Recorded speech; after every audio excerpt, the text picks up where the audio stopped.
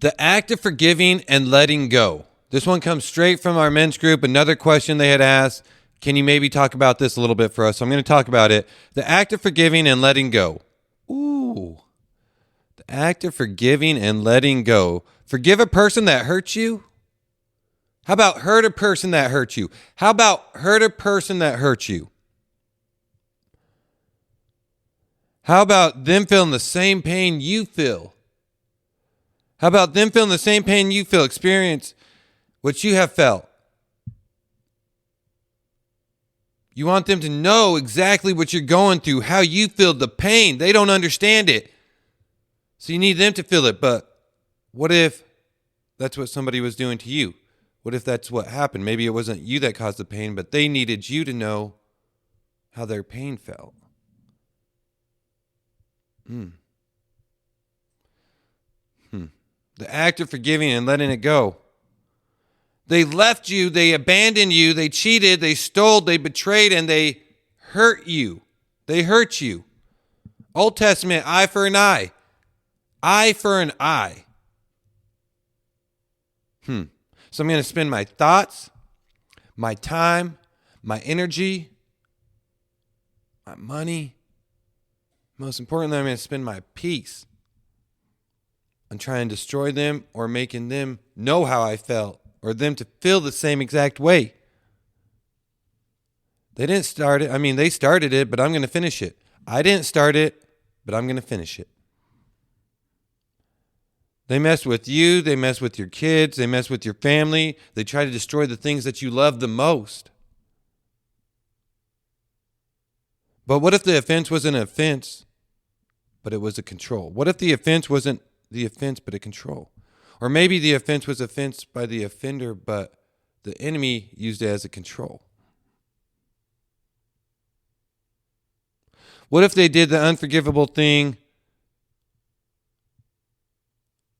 not as the offense, but as a stronghold on your life?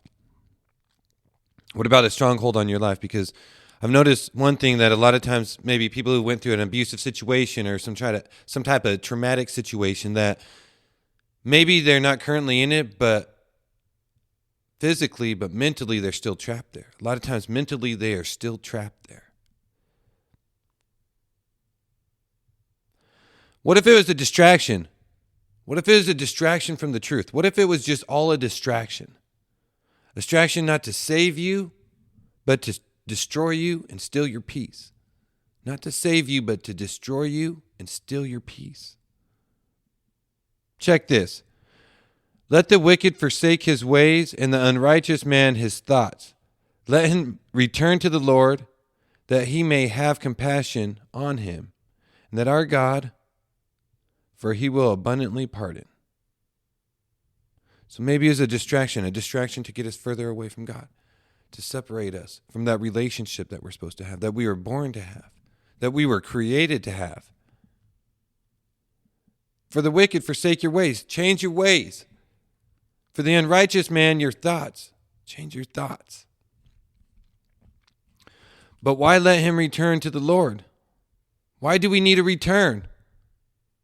Because we're creating such distance between us and God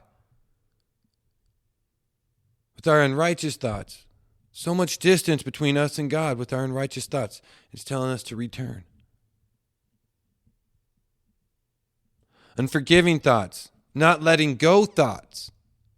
What if we put it that way? Unforgiving thoughts, not letting go thoughts. Thoughts that control my emotions, that create fear and feed my anxiety. Thoughts that control my emotions, that create fear and feed my anxiety. Anybody in the house today? Unforgiving builds up and clogs the heart and hardens the heart, right? It hardens the heart. Because you're holding that stuff in, it starts getting so thick, it starts clogging your heart. It starts clogging it, it starts hardening it. Why do we associate love with the heart? Is it because when things are good and we're happy, we could feel it in our heart and have that joy? Or is it when we don't, it hurts, and it hurts there?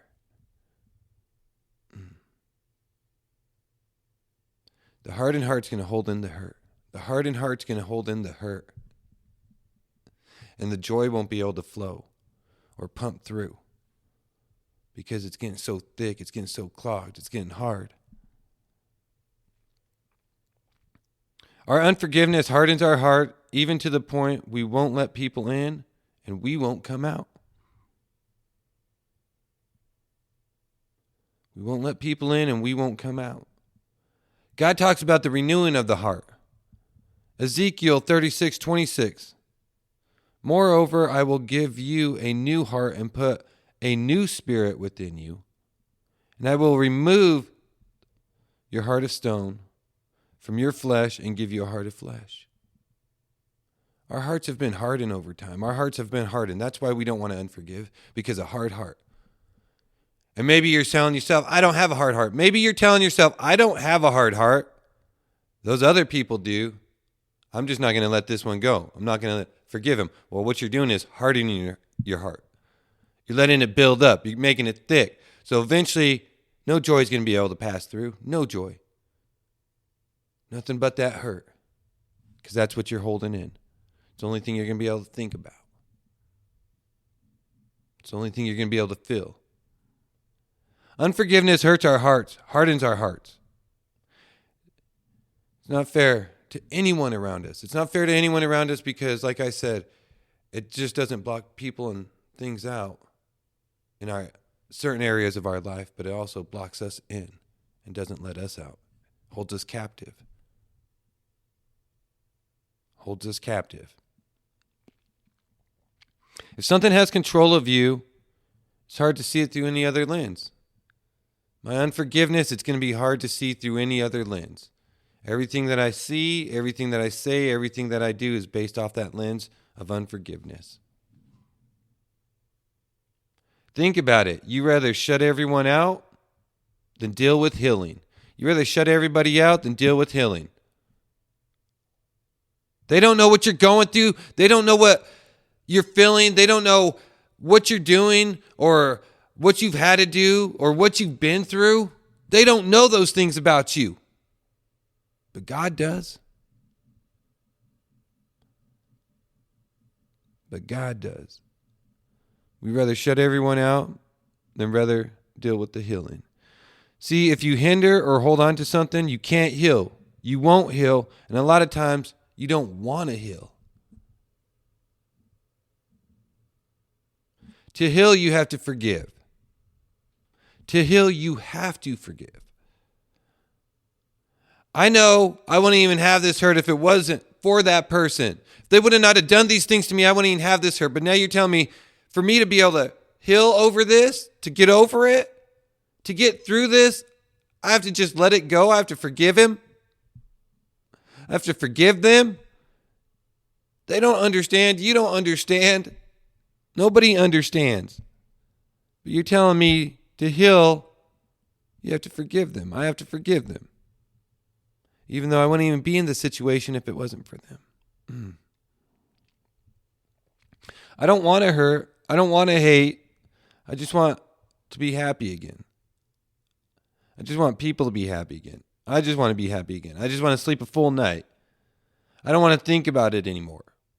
I don't want it to control my life anymore. I have to let it go. We have to forgive. Forgiveness is usually not about the person you forgive. It's about being okay with moving forward, with growing, with learning, and most importantly, loving. I'm going to say that again. Forgiving usually is not about the person you're forgiving.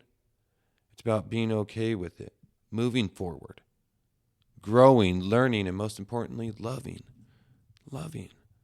Unforgiveness controls us more than we could ever recognize. It controls us more than we could ever recognize. Not sure what you're holding on to or what's holding on to you,